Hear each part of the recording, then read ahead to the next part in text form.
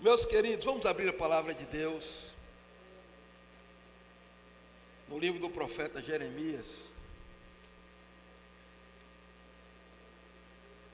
no capítulo 3.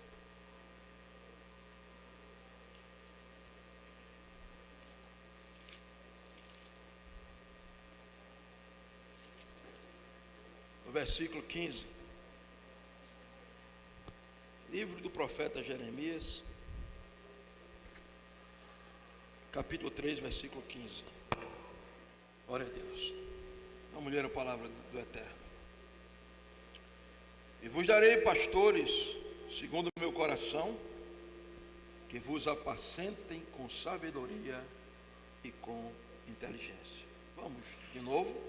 Vamos ler juntos, para a gente fixar esse versículo. 1, 2, 3. E vos darei pastores segundo o meu coração, que vos apacentem com sabedoria e com inteligência. Nesta noite memorável, singular, dessa manhã, acostumado a pregar à noite, Dessa manhã memorável, singular, especial, em que nós estamos aqui para adorar a Deus. Nós sabemos que a figura central desse culto é o Senhor de Rinaldo, o Senhor de Velândia, de Cleófas, o Senhor dessa igreja, mas a glória é para Ele, mas a alegria é nossa. E nesta manhã que nós estamos aqui para celebrar esse dia, juntamente com a igreja, com o apóstolo Rinaldo, eu gostaria de falar com vocês exatamente sobre esse tema, o pastor segundo o coração de Deus, porque eu acredito que essa igreja está diante de um pastor que tem andado segundo o coração de Deus, que tem entendido e ouvido o pulsar do coração de Deus, e tem sonhado os sonhos de Deus. O tempo é um tempo de apostasia. Israel está se desviando do caminho. A idolatria campeia os arraiais. Não se ouve mais a voz de profetas. E os profetas que há são profetas comprometidos com o pecado. É no meio de uma geração corrompida como essa, em que o povo está se desviando, porque a liderança se desviou. E a liderança é quem dá o norte, a liderança é quem dá o passo. Se a liderança se corrompe, se a liderança se afasta, a tendência é o povo se afastar. E é nesse momento crítico de Israel, quando há uma escassez de pastores, e os pastores que há são pastores embrutecidos, são pastores sem sabedoria, são pastores que não andam segundo o coração de Deus, mas segundo os seus próprios corações, que Deus dá uma promessa ao povo de Israel, e essa promessa será a salvação de Israel. A promessa de Deus é essa: vos darei pastores segundo o meu coração, que vos apacentem com sabedoria e com inteligência.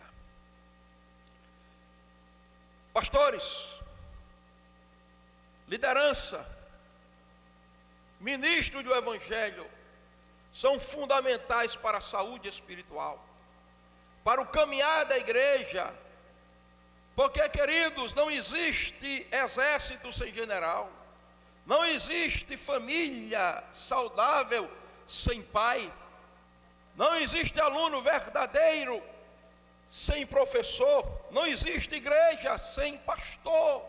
É por isso que ele dá essa promessa: não usei pastores. A palavra pastor no hebraico é roí. Roí vem de raá, e raá quer dizer tornar-se amigo, companheiro, guia, ter experiência, olhar com muita atenção e governar. Tudo isso está atrelado ao coração do pastor.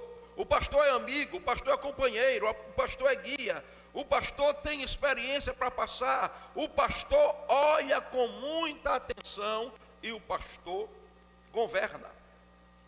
Então nós queremos aprender, o primeiro tópico dessa mensagem, nós queremos aprender aqui com esse versículo, em primeiro lugar, que é Deus quem dá pastores. Diga comigo, é Deus quem dá pastores. As faculdades teológicas são importantíssimas.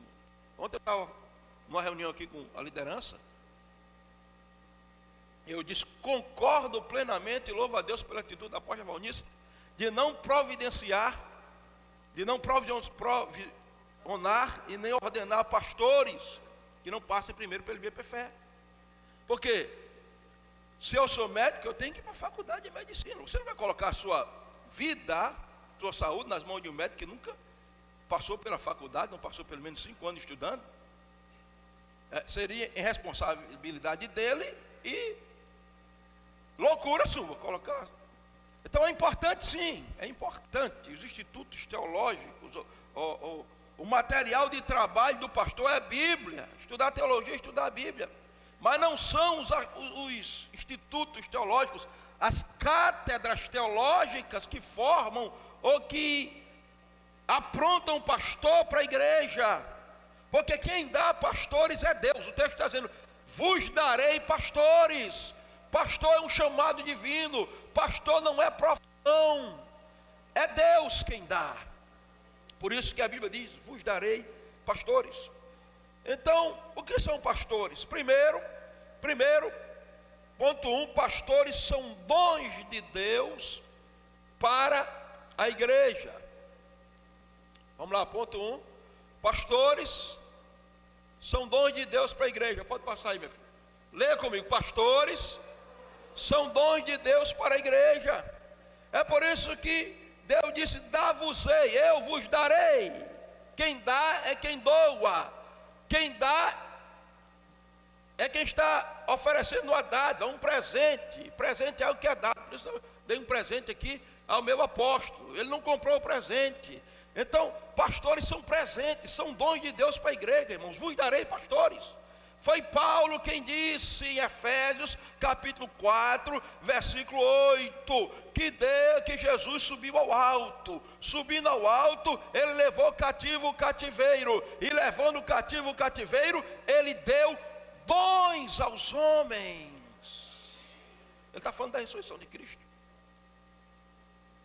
Que dons são esses? No versículo 11 ele vai dizer. Versículo 8 ele diz, subindo ao alto, levou cativo o cativeiro e deu dons aos homens. No versículo 11 ele diz, e que dons são esses? Ele vai dizer, ele deu uns para apóstolos, profetas, evangelistas, pastores e mestres. O ministério quíntuplo é um presente de Deus para a igreja. Igreja sem pastor é como uma família sem pai. Igreja sem pastor é como um carro sem GPS, você não sabe para onde vai. Igreja sem pastor não tem direção, não tem alimento, não tem cuidado. Louvado seja Deus pelos pastores, glória a Deus pelo pastor dessa igreja. Ele é um presente de Deus, ele é um dom de Deus para essa igreja. Olha, irmãos, se não há ministério quíntuplo, e Jesus pagou um preço muito caro por mim, por você e pelo ministério. Porque Paulo diz assim, subindo ao alto, levou cativo o cativeiro e deu dons aos homens. E aí ele vai no versículo 11 dizer que esses dons são os apóstolos, os profetas, os evangelistas, os pastores e os mestres. Mas antes de subir, ele diz, aquele que subiu primeiro, ele desceu às partes mais baixas da terra. Então, para ele ser glorificado e liberar os dons ministeriais, primeiro ele teve que descer. Ele primeiro desceu na encarnação, ao útero de Maria. Ele desce, encarna, ele entra no mundo dos homens como homem, para chorar como homem, para sentir fome como homem, para ser humilhado como homem, para ser desprezado como homem, para sentir a minha dor e a sua dor, para se identificar com você. Depois ele vai para a cruz e desce da cruz. Da cruz ele desce à sepultura, da sepultura ele desce ao inferno. E a Bíblia diz as partes mais baixas da terra. Quando não tinha mais para onde descer, ele subiu, Deus o glorificou. Então ele pagou o preço pelo ministério, ele sofreu pelo ministério, ele foi humilhado pelo ministério, ele desceu pelo ministério. Mas ao subir e ser glorificado, ele entregou pastores, ele entregou apóstolos, ele entregou profetas, ele entregou evangelistas, ele entregou mestres para a igreja. A igreja tem que aprender a valorizar isso, tem que aprender a entender isso, porque o próprio Paulo que diz isso em Efésios, No versículo 11 ele vai dizer que Deus deu à igreja ministérios. A partir do versículo 12 ele vai dizer que esses ministérios estão aí para aperfeiçoar a igreja, para amadurecer a igreja, para que a igreja esteja unida e coesa, para que a igreja não seja mais menina levada ao redor por todo o vento de doutrina, para que a igreja alcance a maturidade plena, a estatura perfeita de Cristo Jesus. Ou seja, sem ministérios, sem pastores, a igreja é menina. Sem pastores, a igreja não chega à perfeição. Sem pastores, a igreja não está unida. Sem pastores, ela é uma presa fácil para os lobos. Foi Jesus quem disse: eu sou o bom pastor. E ele é o primeiro, o paradigma que vai dar pastores. Então, queridos, ore pelos seus pastores, amem os seus pastores, valorizem os seus pastores, honrem os seus pastores, chorem sem os seus pastores, porque eles não são profissionais de um ministério, eles estão aqui renunciando à própria vida para viver a vida de Cristo e o ministério, porque é Deus quem dá pastores. Dá-vos-ei pastores segundo o meu coração, que vos apacentem com sabedoria e com inteligência, e Ele mesmo deu-os para apóstolos, profetas, evangelistas, pastores e mestres. Eles são dons de Deus para a igreja. Você pode aplaudir a Jesus e glorificar a Ele.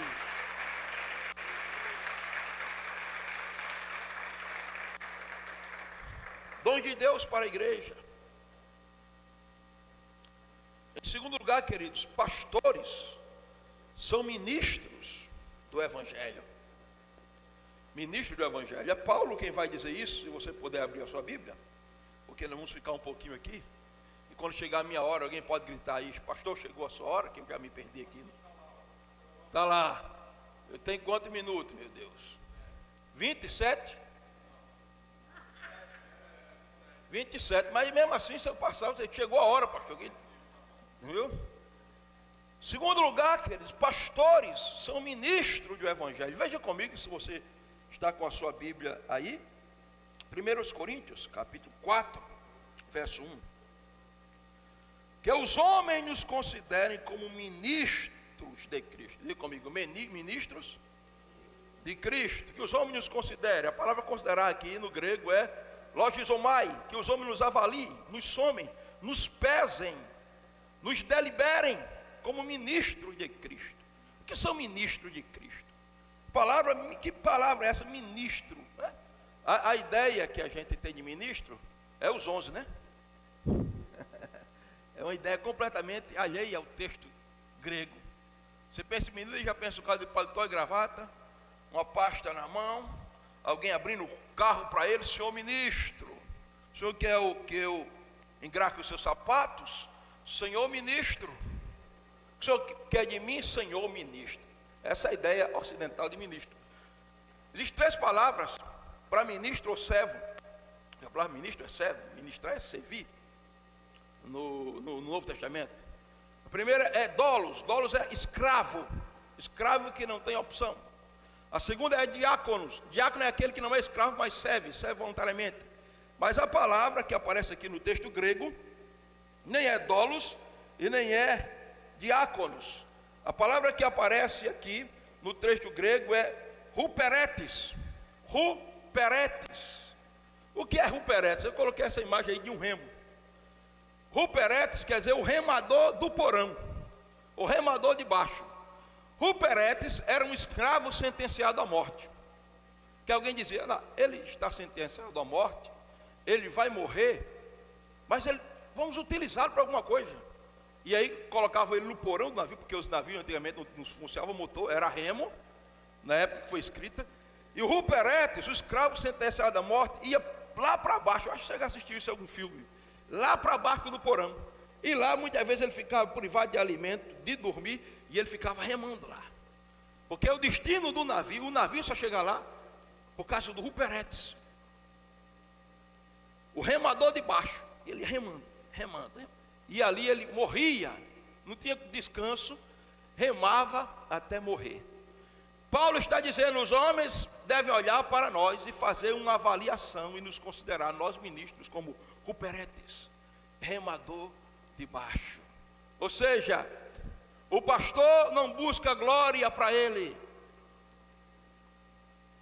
E o pastor muitas vezes não é reconhecido, irmãos. Existe título para tudo que se diga aí no mundo, mas o ministério apostólico, pastoral, profético, não é reconhecido pelos homens. Por quê? Porque não é ele quem vai aparecer e nem deve aparecer. Ele é um ruperetes, ele é um remador de baixo. Ninguém está vendo, mas o dono do navio está olhando e vai estar dizendo: o navio só chega lá dependendo por causa dele. Pastor é aquele que bota a mão no remo, e ele não vai soltar o remo de maneira nenhuma, porque o capitão do navio não depende, mas precisa dele. O capitão está lá, mas é ele quem vai remando, remando, remando, remando, e o navio vai atravessando mar adentro, mar adentro, mar adentro, e o navio chega no destino certo, porque o ruperete está lá, remando, remando. É o ministro do evangelho. Deixa eu dizer uma coisa para você: essa cidade de Fortaleza será tocada pela glória de Deus. Essa cidade de Fortaleza será impactada pelo poder do evangelho. Sabe por quê? Porque tem um remador de baixo que muitas vezes não está sendo visto, aplaudido. Não tem problema. A função dele e o prazer dele e o propósito dele, ele não quer aplausos, ele não quer ser visto, mas ele pegou o remo na mão e ele está remando, remando, remando. E essa igreja vai continuar, ela vai atravessar o navio dessa vida e vai chegar no seu destino, a um destino para Ensejeque, Fortaleza, conquistar o estado do Ceará. E glória a Deus. Agora, se não tem o remador de baixo, irmão, o navio para, ele não anda. Amém? Em terceiro lugar, segundo tópico, nós vamos ver aqui. Primeiro, Jeremias diz: dá-vos-ei pastores. Então, pastores são dons de Deus, eles são ministros do evangelho. Mas, segundo tópico, o coração do pastor, porque o texto diz: dá-vos-ei pastores segundo o meu coração. Então, o coração de Deus é um coração sonhador. E ele sonha com a liderança forte, poderosa, eficaz, que está andando segundo o coração dele, que o coração está pulsando segundo o coração dele. Por isso nós vamos ver aqui que o coração do pastor precisa ser semelhante ao coração do próprio Deus. Então, vamos ver o coração do pastor. Primeiro, o coração do pastor é coração de pai. Ponto número 1. Diga comigo: o coração do pastor é coração de pai. Porque, irmãos, Deus é Deus, Deus é o Senhor, Deus é soberano. Mas a figura que mais nos encanta em Deus não é que Ele é o rei do rei, o Senhor, é que Ele é pai. Jesus nos ensinou a orar, e quebrando todo paradigma, quando você orar, olha assim: Pai nosso. Se Ele vai dar a pastores segundo o coração dele, qual é o coração dele? O coração de pai. E é Paulo quem vai dizer aqui que o coração do pastor é o coração de pai. Veja 1 Coríntios capítulo 4, verso 14. Não vos escrevo estas coisas para vos envergonhar, mas a demonstro como filhos amados. Paulo está dizendo: irmão de Corinto, eu sou o pai espiritual de vocês. Eu estou aqui como pai para vocês. É por isso que eu comecei aqui a falar do meu apóstolo Rinaldo, que mais do que um apóstolo, ele é um pai espiritual para mim. Eu me lembro, apóstolo, a primeira vez que o senhor chegou na minha casa. O senhor não chegou para olhar como é que estava a contabilidade da igreja, não, como é que está a administração da igreja aí, nem me perguntou quantos discípulos o senhor tem. O que mais me impressionou foi que o senhor sentou na área da minha casa, o senhor de bermuda lá, toda à vontade, estava muito quente também. Se eu quero saber da sua vida, conta aí, eu vim aqui para comer peixinho com vocês, né? E sentou lá com Gorete. Isso nos impactou, porque ele não era um tratamento de um apóstolo para um pastor, era o tratamento de um pai para um filho. E eu estou aqui, não é só porque o Senhor é meu apóstolo, porque o Senhor é meu pai ministerial. que quando eu estava passando uma guerra tremenda com meu filho está se desviando do evangelho, o Senhor ligou para mim e falou comigo como um pai fala com o filho, orou e profetizou na vida do meu filho. Hoje ele está uma bênção pregando o evangelho, um homem de Deus. Porque quando o pai da minha esposa morreu, o Senhor ligou para nós. E quando eu completei 50 anos, irmão, jubileu, ele foi lá me abençoar como pai, abençoando um filho. Eu não podia deixar de estar aqui nos 62 anos do meu apóstolo. Coração do pastor é coração de pai, e ele sabe muito bem disso. Quantas vezes, irmãos, eu recebi gente na minha casa de 4 horas da manhã, ameaçado de morte, guardei lá. É por isso que mexa com todo mundo, mas não mexa com a igreja do pastor, que você está mexendo com os filhos dele. Então, coração de pai. O que é um pai? Primeiro, pai é o que gera. Pai é o que gera. No verso 15, 1 Coríntios 4, Paulo diz assim, ó, porque ainda que tivesses 10.000 aios, a palavra aio no grego aqui é paidagogos, de onde vem pedagogo, em Cristo não terias contudo muitos pais, porque eu pelo evangelho vos gerei. Paulo, você pode ter muitos pedagogos. O pedagogo, paidagogos da época, era o que era responsável por pegar o menino pequeno, criava o menino, educava o menino, levava o menino para a escola, responsável pelo menino, não era o pai do menino. O pai do menino era o que dava provisão para o menino, cuidava do menino, protegia o menino. Ele era só um profissional responsável. Então Paulo diz, você pode ter muitos mestres, muita gente que ensinou muita coisa para vocês, de teologia, de Bíblia, mas quem gerou essa igreja aqui fui eu. Quem sentiu a dor de parto por essa igreja de Corinto aqui, fui eu. Quem chorou lágrimas de quebrantamento, quem vos gestou espiritualmente falando, quem esteve grávida e deu a luz a você, fui eu. Eu sou o pai espiritual de vocês. E eu sei que o meu ministério tem sido gerado pelas orações desse homem de Deus. Eu sei que o ministério de muita gente aqui, tem muita gente aqui antes do apóstolo chegar aqui, estava apagada ministerialmente. Outro nem crente era, mas quantos filhos ministeriais ele não gerou? Quanta gente ele não deu assistência? Quanta gente que ninguém dava nada, mas hoje é um líder de célula forte, tem várias células. Eu ouço sempre os testemunhos que o apóstolo nos dá. Sabe por quê? Porque o pai está gerando. Eu quero convocar você, aproveitando essa palavra, seja um pai também, uma mãe espiritual, você que é líder de célula, porque Deus não nos chamou para ser assistente de culto, não nos chamou para ser espectadores, Ele nos chamou para ser pais e mães de multidões. Nós precisamos gerar no Espírito o avivamento e a salvação do Ceará. Tem alguém entendendo? Dê um aplauso, um grito de vitória. Pai, meus queridos, é o que gera, mas pai é o que dá exemplo. Em terceiro lugar, pai é o que dá exemplo. Terceiro ponto aí, pai é o que dá exemplo. No verso 16, Paulo diz, admoesto-vos, portanto, que sejais meus imitadores. O pai é o que não somente fala de oração, mas ora. E o filho vê ele orando.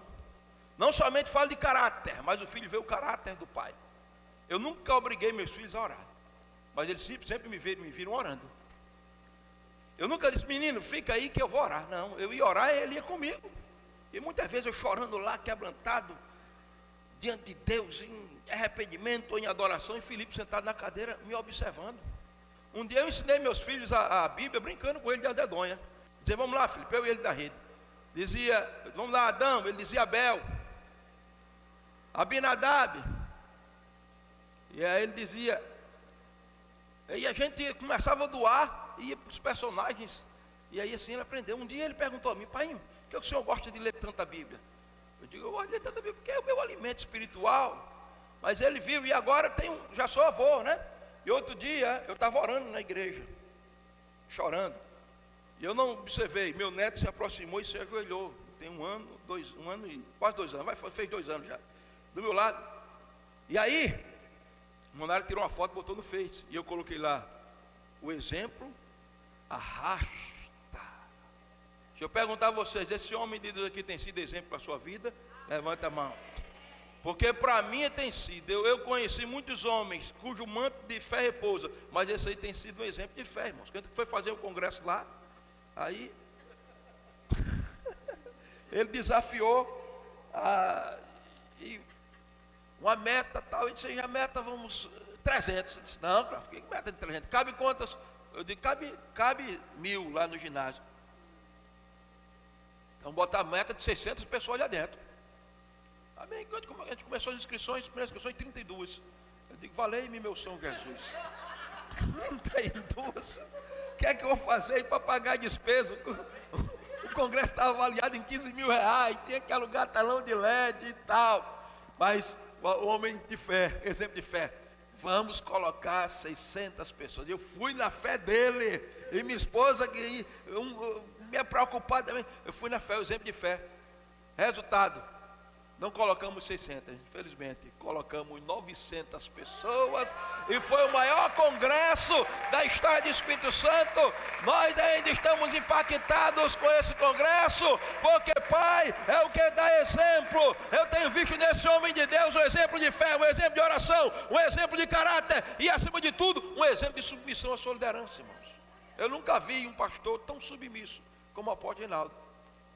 E ele chama a apóstolo Evanice de mãe dele. Qualquer coisa que vai fazer, sabe por que eu estou aqui hoje? Por causa do exemplo dele. Porque quando ela completa ano, qualquer coisa, ele vai lá, sai daqui, vai para São Paulo, só para ela colocar a mão na cabeça dele. Então ele é meu pai ministerial, é assim, por quê? Porque ele tem me dado exemplo de um homem de Deus, e ele tem sido exemplo para essa igreja. Então siga o exemplo do seu líder, siga o exemplo do seu pai, seja aqui em Fortaleza, seja a igreja de oração, seja a igreja de caráter, e receba esse manto de fé que está sobre a vida do homem de Deus, que é o pai ministerial e espiritual dessa igreja. Porque vocês podem ter tido muitos mestres, mas foi Reinaldo que vos gerou em Cristo Jesus, como disse Paulo, eu vos gerei. Aplauda Jesus. Agora, tenho quantos minutos, minha gente? Hein? 12? Pronto. 12 é a visão, é o governo, né? Quarto lugar, pai é o que disciplina. Porque tem gente que acha que o pai moderno, é o pai que o menino cospe na cara dele, aí bate na cara dele, é o bichinho. Daqui a pouco ele está um bichão, vai bater em você. Eu conheço um menino que estava num casamento, e ele estava andando embaixo da mesa. Eu disse, menino, sai daí. Ele disse, eu monto do meu pai, bem pequenininho. Hoje ele é um adolescente. A dor de cabeça que ele tem dado e o transtorno na família, nem estudar ele vai mais, porque não quer. E ele manda na casa. Já mandava quando era menino. Então, queridos, pai é o que disciplina. Olha o que diz Paulo aqui, ó. Verso 21. Que quereis, irei ter convosco, com vara ou com amor e espírito de mansidão? Aqui é a palavra de um pai. Irmão de Corinto, porque a igreja de Corinto foi a igreja que deu mais trabalho a Paulo. Na igreja de Corinto existiam 4 partidos: os de Apolo, os de Pedro, os de Paulo e os de Cristo, que era os piores que tinha, como se Cristo tivesse sido dividido. A igreja de Corinto, a ceia era uma bagunça, a imoralidade era terrível, os irmãos estavam levando outros para tribunais públicos. Eles não consideravam o ministério apostólico de Paulo. A igreja de Corinto deu muito trabalho a Paulo, até da aparência de Paulo eles falavam, irmão. Tem um texto lá em 2 Coríntios 10, que Paulo diz, que ele diz assim, a palavra dele é forte, mas a aparência, porque segundo o historiador, Paulo tinha 1,5 metros, as pernas tronchas, um nariz chato, careca, calvo, nariz chato, sobrancelha grande, e andava desse jeito. Mas diz o historiador que ele era tão cheio de Deus, que às vezes alguém olhava para Paulo, e o rosto de Paulo às vezes transfigurava, parecido de homem, parecido de anjo. E alguém escreveu um texto antigo da igreja primitiva que dizia, aí vem Paulo, ora parece homem, ora parece anjo. Então era terrível a igreja de Corinto. E Paulo aqui está a postura de pai.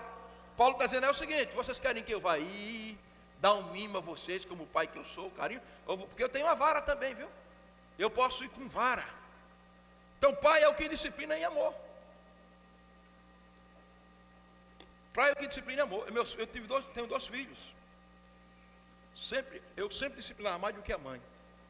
E quando eles, nunca usei a mão para bater, porque mão é para abençoar. Eu sou a favor da lei da palmada. Eu sou palmada na criança, não. Mas também sou a favor de outra lei, a lei da varada. Que a Bíblia manda usar a vara. Mas também não é a lei da estacada, viu? Senão você vai matar o menino, com amor.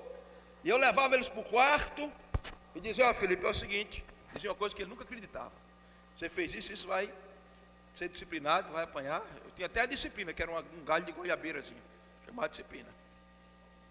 Agora, vai doer mais em mim do que em você. E ele, eu acho que nunca acreditou nisso, mas sempre disciplinei. Hoje está aí um homem de Deus, casado, envolvido no ministério. Porque é um líder que deixa as coisas alavantu, correr a força, que não tem vara. Porque tem igrejas que não há confronto contra o pecado, irmãos. Nós temos que amar os pecadores, nós como pastores, amar a igreja. E amar é corrigir, porque o que retém a vara, a Bíblia diz, aborrece o seu filho. Paulo está dizendo: olha, eu posso ir com amor, vocês sabem, mas se vocês continuarem desse jeito, eu vou ter que usar a vara. Por isso que o salmista disse: a tua vara e o teu cajado me consolam. Diz que uma vez um pastor estava pregando e batendo no pecado de um cara, e o cara era ovelha mesmo, não era bode, aí estava entendendo. Aí quando ele batia lá, o cara dava uns pulos na cadeira, dava glória, disse: oh, Jesus, bate mais, está doendo, mas é para mim, a minha cura. Pai é o que disciplina.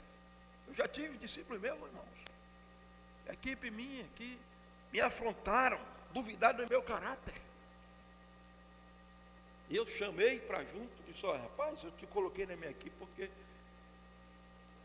eu te considero, confio em você, como é que você vai? Mas falei com amor. Ele começou a chorar: pastor, eu estou envergonhado, vai me dar um abraço. Depois ele ligou para mim: pastor, eu não sei, eu acho que eu vou sair. Eu disse: não, aí trouxe para junto. Hoje é um homem de Deus, uma bênção, mas teve que ser disciplinado. Amém? Posso ouvir um amém? Amém. Quinto lugar, o pai é o que dá afeto. No verso 14, Paulo chama Timóteo de filho amado. No verso 17,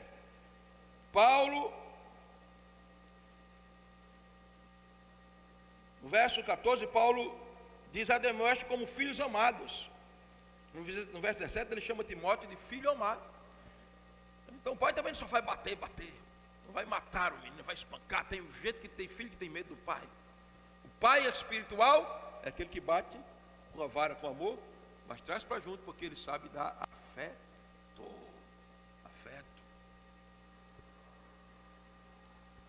Ele é carinhoso. Amém, queridos? Quantos minutos eu tenho? 6. Então vamos terminar, tá bom. E o terceiro tópico aqui, Paulo vai dizer, Jeremias vai dizer: vos darei pastores que vos apacentem com sabedoria. Então, pastores que apacentem com sabedoria. Em primeiro lugar, vem uma pergunta. Pode passar aí, querido. Terceiro tópico.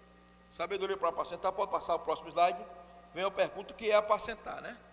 O que é apacentar? Porque, diga para o seu irmão, apacentar, diga para ele, apacentar não é o pau sentar. Existe apacentador, existe apacentadores. O que é apacentar?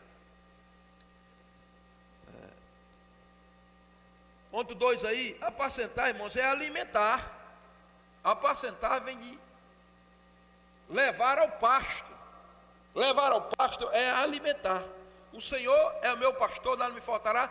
Ele me faz deitar em verdes pastos, ele apacenta. Alguém já disse: o que segura a ovelha não é o curral, é a grama. Porque se a ovelha estiver com fome, pode botar o curral que for, ela vai sair para o barco, ela vai procurar. Apesar de que tem, você sabe que tem bode no meio das ovelhas, e ovelha só come grama verde, mas bode, casco de pau, qualquer coisa ele come. E o bode, você sabe que é uma dificuldade. Então, quando se fala de apacentar, ponto 3 agora, para a gente terminar, 3. O pastor é um dispenseiro. Paulo vai dizer que os homens nos consideram como ministros de Cristo e dispenseiros dos mistérios de Deus. Está falando de apacentar, alimentar. O que é que tem a ver dispenseiro com alimentar? A palavra grega é oikonomos. O dispenseiro era um mordomo da casa, que era responsável pela administração da casa, mas sobretudo da dispensa, onde guardava-se o alimento. Então ele tinha a chave da dispensa, e ele era responsável por preparar o alimento e colocar na mesa. O pastor é um dispenseiro. Quarto ponto, o dispenseiro tem que conhecer a dispensa. É por isso que o apóstolo Rinaldo, eu me impressiona que ele disse que com muito novo convertido, ele leu o Novo Testamento 50 vezes. Aí ele estava fazendo um devocional outro dia aí disse, já li o livro de Oséias, só em 2 horas eu acho, pela manhã. Eu digo, um homem desse é um verdadeiro, ele conhece a dispensa, tem a chave da dispensa. Eu quero louvar a Deus porque vocês são uma igreja que só passa fome aqui quem estiver doente, quem estiver com fastio, porque eu tenho assistido os cultos dessa igreja aqui no domingo, viu? Lá no meu culto é de noite. Eu estava assistindo aqui o culto aqui quando o apóstolo estava pregando aqui a mensagem sobre Simão, o ex-leproso. Eu tenho acompanhado e eu tenho visto que nessa igreja tem um dispenseiro que conhece a dispensa, tem a chave da dispensa, e todo domingo tem trazido alimento da dispensa, tem entrado no mistério de Deus e alimentado essa igreja. Então, igreja, aproveite e coma do alimento que está sendo servido aqui todos os domingos.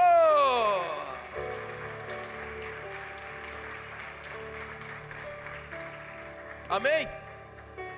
Terminou o tempo? Vamos ficar de pé para orar nesses 2 minutos.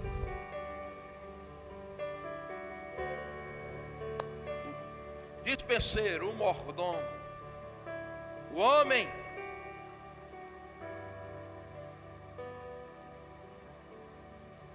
que conhece a dispensa, que tem a chave da dispensa, e que a responsabilidade dele é trazer o alimento. Isso é o pastor. Agora tem dispenseiro que retém a dispensa, tem dispenseiro que come a comida da dispensa, que é para ele entregar, né? Já ouviu falar em barganhar o evangelho? Existem os mercadores da fé, irmãos, que usam o alimento em benefício próprio. É lógico que o dispenseiro tem que comer também, que ele não vai morrer. Mas a responsabilidade dele, em primeiro lugar, é alimentar. Quero glorificar a Deus pelo apóstolo Rinaldo, hoje é o aniversário dele, e nós vamos estar orando aqui, louvando a Deus pela vida dele, porque para mim, eu não sei para você, eu falo por mim, eu acredito para você também, para mim, ele tem sido pastor, segundo o coração de Deus, e tem apacentado com sabedoria e humildade para escutar até aqueles que hierarquicamente estão debaixo da autoridade dele. Eu me lembro do congresso, né? Não vai ser de manhã, vai ser de tarde, de manhã e noite. Aí alguém na reunião disse, não, vai bater o martelo. Pode não dá de bater o martelo, não, porque meu nome é Rinaldo. Rinaldo é aquele que está disposto a escutar a opinião, um negócio assim, né? Governa por meio de um conselho. Aí eu só sei que demos o conselho lá, e o conselho é o seguinte: vamos fazer só de manhã e de noite, e coloca os jovens para ministrar de manhã. Foi uma bênção. Por quê? O apóstolo Rinaldo tem sido um pai, um dispenseiro, tem sido aquele que pegou no remo, viu? Deus sabe a perseverança desse homem, um homem que sonha, que pegou no remo, um ministro, e não vai soltar o remo. Quantos vão segurar no remo também com ele aqui? Levanta a mão. Amém? Vamos orar a Deus pela vida do nosso apóstolo. Depois eu passo a direção aí para quem seja de direito. E quero dizer que estou muito feliz. Uma benção para mim, porque aniversariante é Rinaldo, mas quem ganha o presente somos nós, está aqui, né? Ganhei um presente grande, me levaram para andar no, como é o nome? Pitch Park, Pitch? É Pitch Park, o Pitch Park. Eu só não desci daquele tobogã grande não, que não dá certo para mim não é? Fui comer uma pizza lá com o pessoal ontem, uma benção, é uma benção. gente sai assim em missão e a gente é abençoado também. Vamos orar? Meu Pai, obrigado.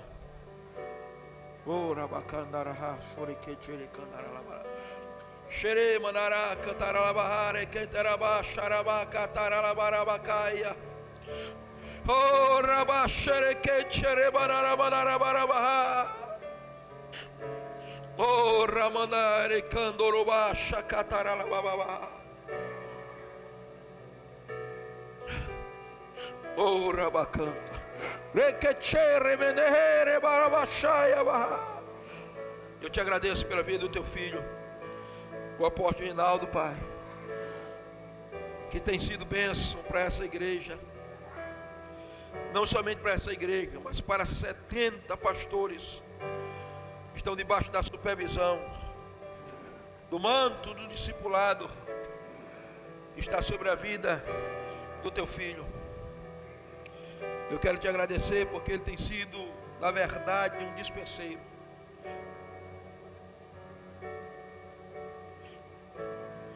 Oh meu Deus, ele tem conhecido os teus mistérios e tem trazido alimento para essa igreja.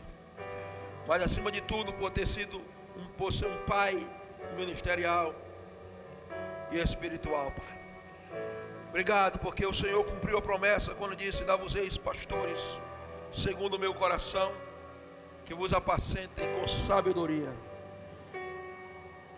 Que o nosso coração possa pulsar também na frequência do teu coração, Pai. Que essa igreja abrace o seu pastor com oração, com jejum, com intercessão. Porque nós chegaremos ao destino que o Senhor projetou para nós. E nós veremos em Sejeque, em Fortaleza, alçar voos cada vez maiores. Porque aquilo que o Senhor colocou no coração do teu filho, os sonhos que o Senhor colocou, haverão de se materializar. Eu oro por ele agora, pedindo uma bênção sem medidas sobre a vida do teu filho. E tudo quanto ele sonhou venha a se materializar, para a glória do nome de Jesus, Pai.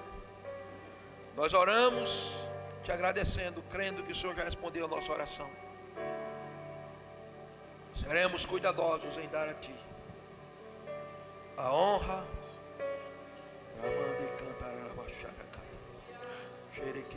a glória e o louvor. Recebe o nosso aplauso de gratidão, de louvor ao teu nome.